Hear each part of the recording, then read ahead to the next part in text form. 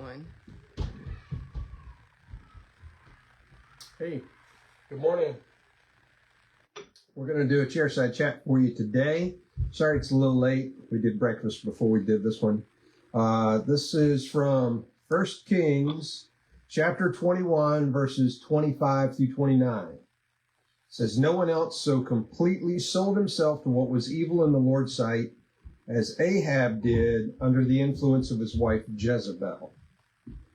His worst outrage was worshiping idols, just as the Amorites had done, the people whom the Lord had driven out from the land ahead of the Israelites. But when Ahab heard this message, that God was going to destroy him and his family, he tore his clothing, dressed in burlap, and fasted. He even slept in burlap and went about in deep mourning. Then another message from the Lord came to Elijah. Do you see how Ahab has humbled himself before me? Because he's done this, I will not do what I promised during his lifetime.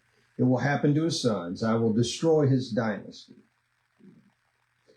You know, when the Bible declares that God is a merciful and gracious God who does not deal with us according to our sins, nor repay us according to our iniquities, that sounds great when it is applied to me.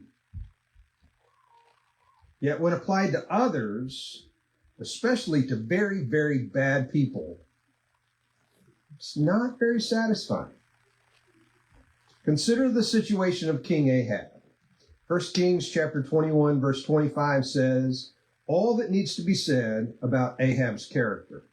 No one else so completely sold himself to what was evil in the Lord's sight as Ahab did under the influence of his wife Jezebel. No one was as bad as Ahab. And when we read God's judgment, we are likely pleased to hear it. It came back in verse 21. I will bring disaster on you and consume you. Yeah. God was going to give Ahab just what he deserved until God didn't. Why not? Why did God relent? Because Ahab tore his clothing, dressed in burlap, and fasted.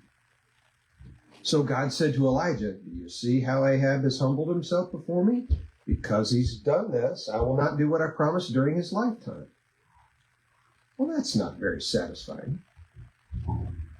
God should have unleashed his divine wrath upon him, except he didn't. Why didn't he do it? Because our God is a merciful and gracious God who does not repay us according to our sins. And it's a good thing, too. If he was not merciful and gracious, not only would he have wiped Ahab off the face of the earth, he would have done so to us, too. Ahab was not blameless, but neither are we. I am a sinner. You're a sinner. We're all sinners. We deserve death and hell, but our God is a merciful and gracious God. So I just have to be patient and understanding when God's notorious sinners. Ones like me. Pray with me. Lord, I thank you that you are a gracious and merciful God. Bless you. See you tomorrow.